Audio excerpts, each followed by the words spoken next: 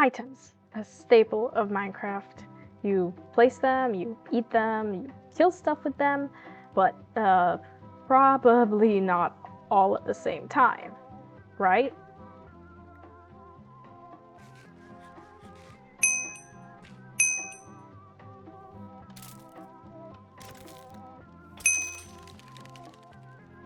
Well then, items can do a lot of things, and thankfully Minecraft lets you make your own items that can do all of these things.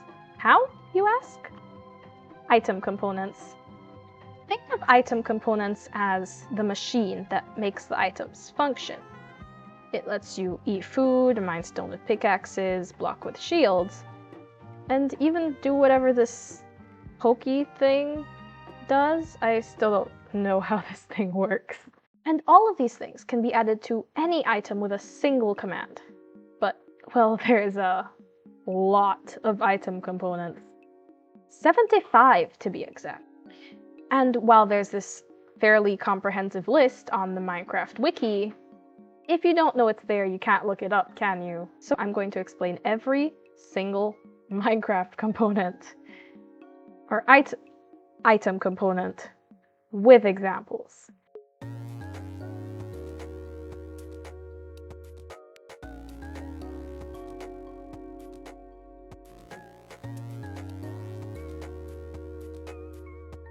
So we're going to start off with attack range. Here we have 3 swords.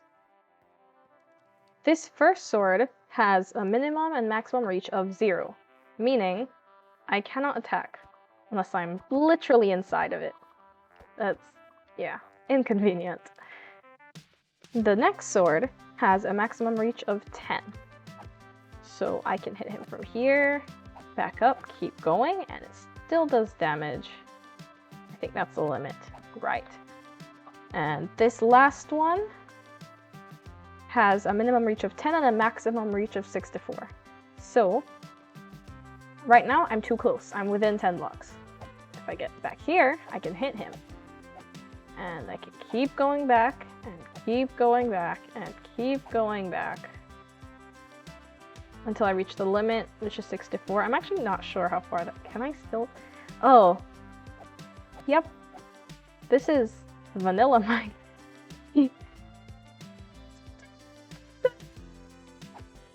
Oh, that's so funny, actually. Right. So that's the first one. The next one is attribute modifier. This one is mostly used by tools, so swords, shovels, armor. It changes the player attribute when used in specific slots.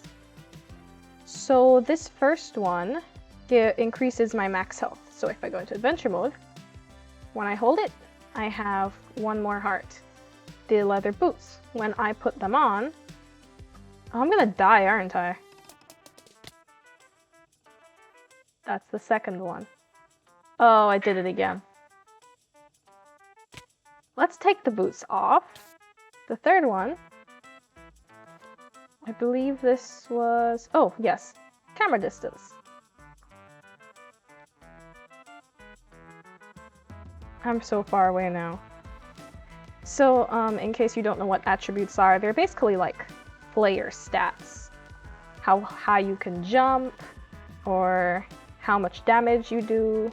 All of this you can see all the attributes with the attribute command, but I will also link the Minecraft wiki page for attributes in the description. So there's a lot of these. So you can have a hat that makes you big, you can have a lot of things. And that's number 2. Number 3, banner patterns. So the banner pattern ones are basically just how you get patterns on the banners. It's just the data that allows you to do this. You can do it with shields as well. There's a multitude of websites that allow you to generate any pattern and generate a command out of it. But that's one of the easier ones. Next one, base color. So this one is specifically for shields. You can change the color of it. And once again, there are several websites you can use to generate these things. Number 5, bees. So you'll notice I have some beehives over here. This one is for specifying the amount of bees in a beehive and what data they have. So I believe there's a glowing bee in here somewhere, but they're taking their time, so they've been here for a while. They have special data. Yeah, one of these guys is glowing, and you can specify how long they're in there somehow. I tested it, I still don't know how it works, but that's that. Number 6, block entity data. This one is used for spawners, and it allows you to specify what entities they spawn. So this first one spawns slime.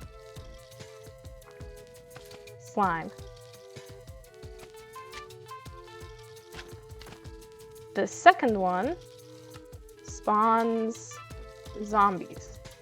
But interestingly, I don't know if this is just a me thing, if it's just coincidence, but they seem to like to spawn in the night. Right. So I don't know if that's just me and luck. This one happened to spawn with full copper armor somehow. And this third spawner is a little bit more complicated. So you can specify things like the first entity it spawns. And from here, I believe, right, it should spawn different animals. So you can specify multiple different type of animals, and I believe the weight, the chance for them to spawn. I'm not exactly sure what the conditions are for spawning. You could probably look that up. Right, so that's that one. Number 7, block state. This goes for any block that has different states. So this one, Oak Stairs, you can specify its rotation. So no matter what you do, if you place it wherever you place it, it will still be facing north. You can also do things like this. Grass block, that is the winter version, or the snow version. If you give it a block update, it will fix itself. Wait, if you put it on top, it will fix itself. But that is the snow, that is block state, and campfires as well. So you can put out fire, make them waterlogged. Next one, block attacks. So this one is for shields. The first one gives you a shield. This one doesn't have a disable cooldown. So if I spawn a Vindicator, it won't disable for any amount of seconds. I'm gonna die. This second one, and oh, if you'll notice, it did play a special sound. You can specify that too. This next one has a delay of 2 before it actually blocks things. And it reduces the damage by 5 or 50%. So, once again... Okay, that just killed me. Maybe this guy wasn't the best example. Hang on. Okay. Yeah. Let's spawn in this guy. Now I probably should show you how much damage he does first. Stop. Yep. It trust me, does block some of the damage.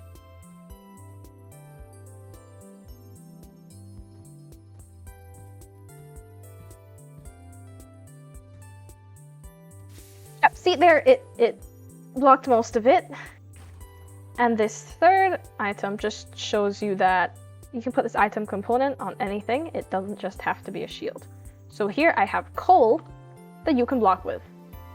So if I spawn a skeleton or parched, currently right, there we go. And I have given it a sound whenever it blocks. Next one, The break sound. This one is fairly self-explanatory. It's a sound that makes when a tool breaks. So here I have an iron sword. I've used another item component alongside it called damage that will come later. Basically, that just means I give it 1 durability. That was a horrible sound for the sword to break to. Why did I choose that one? And the same thing with armor. So if I summon this guy, you notice it played an ambient cave noise when I died.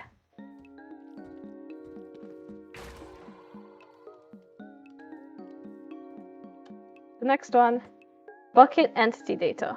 So this one is like, for example, you have a bucket that you can pick up fish in.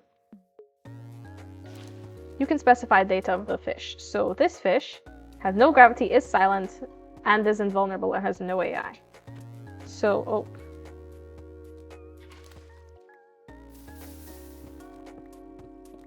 why did I not? This is supposed to be an infinite sponge, but I had it turned off.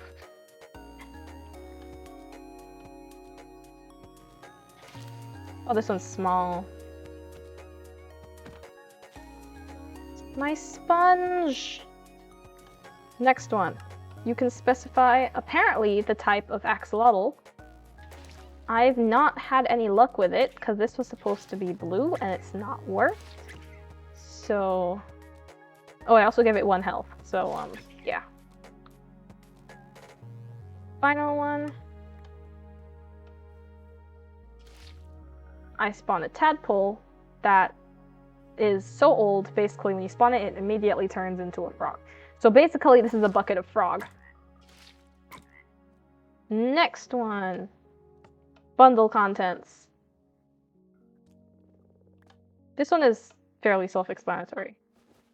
You can specify the things in a bundle.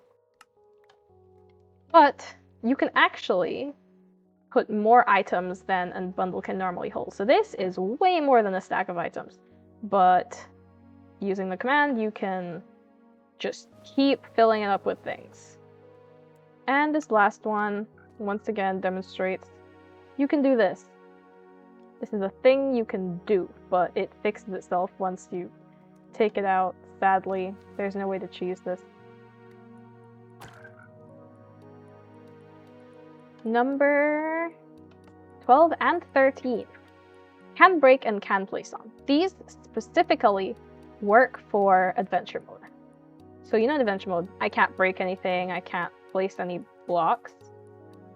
But with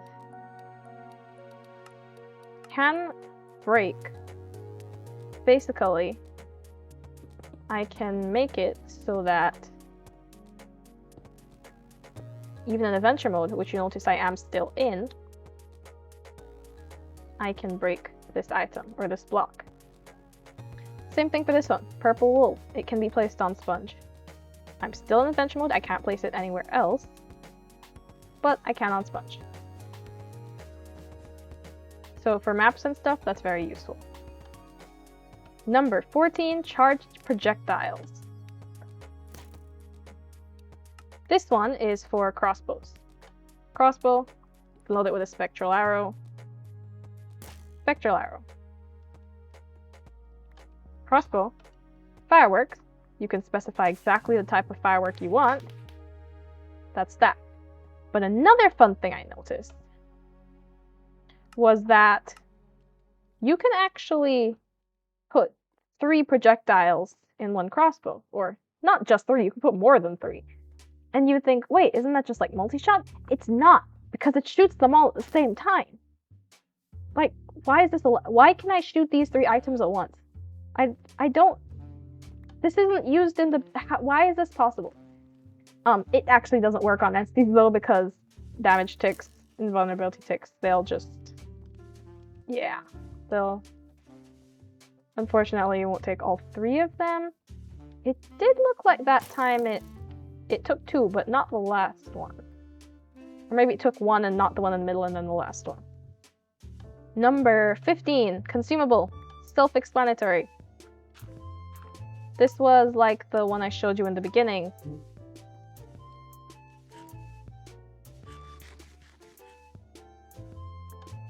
You can also make them, I believe, this one has 3 consume seconds, so it takes 3 seconds to eat.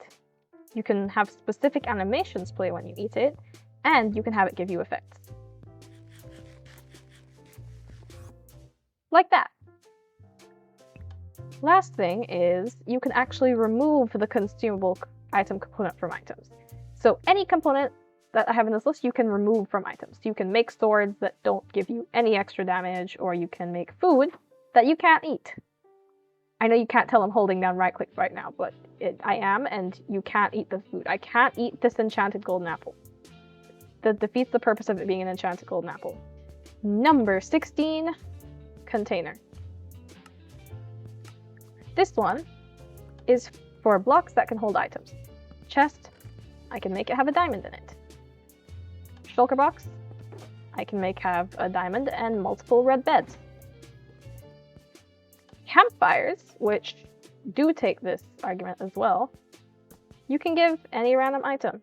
Unfortunately, I believe if I set this on fire, they will all fall off, which is why I had to turn the fire off using the block state item component. Yeah. Next one, 17, container loot. This one is almost like the last one, except it works with loot tables instead of exactly items. So you know how like buried treasure chests and entity loot, you can specify what type of loot table you're using. It also works with custom loot tables. So currently this one just has buried treasure data, and each time I place it, it will be something completely different. Wait, hang on, no, this one was desert temple. This one's desert temple, and it will be completely different loot each time. This next one is, what was the next one? Whatever, I'll figure it out. Ruined portal. And you get the point, but I still have a third example. Shulker box with buried treasure loot in it. Number 18, custom data. This is one that is kind of, you can't demonstrate it really. Basically, you can use it if you're making custom items. So, for example, if I gave myself a normal barrier, I can specify the custom data inside the item. So for example, let's say I wanted to make a custom barrier for whatever reason, and I needed to specify differently from a normal barrier. Well, I can get the data of the item in my hand. I should have copied a command for this one. I typed something wrong and I don't know what it is. If I look at this, you'll find that it does have the paper data. For some reason, the commands, I don't know what anyways. Same thing for stick. It currently has a health number. It's a float. Yep, you can put any type of data as long as it's a number. Well, no, right. Because according to this one, you can put text in there as well. And you can make it as long as you want. And here you see the custom data is here. So if you're making custom items for a map, you can just use this. Custom model data. This one requires resource packs, and when I created this whole setup, I just didn't feel like setting one up, to be fully honest with you. I don't feel like it. I don't feel like it. I looked at the command in MC Stacker and I was so confused. No. I'll find a video, or you can look up a video. You're capable. You can look up a YouTube video. Custom name. You can just give yourself items with custom names. So they can be italic or bold and colored, and you can also do gradients with MC Stacker. Well, you can do gradients normally, but you have to specify the color of every single letter. MC Stacker makes it easy. You just specify 2 colors and it will fill in the colors in between. Number 20, damage. You saw this earlier with the damage sound or something like that. You can specify the amount of damage they've taken. So you can't specify the amount of damage they have, you specify how much damage they've taken. Here, the damage shovel has taken 1,000 damage, so it has 561 out of 1,561. Iron Axe, it's taken 250 damage, and it had 250 durability, so sure, if I use this, it just breaks. Netherite Helmet has taken 500 damage, but it only has 407 durability. So basically it just sets it to 0. You can't set it to negative numbers, unfortunately. So if I take damage, yeah, okay, that was a little bit mean. So that's the first part of a 4-part series. Maybe 3 if I feel like combining the last 2. There's a lot of item components. You know how I said I'm gonna be explaining every single item component? Yeah, but not in this video. Bye.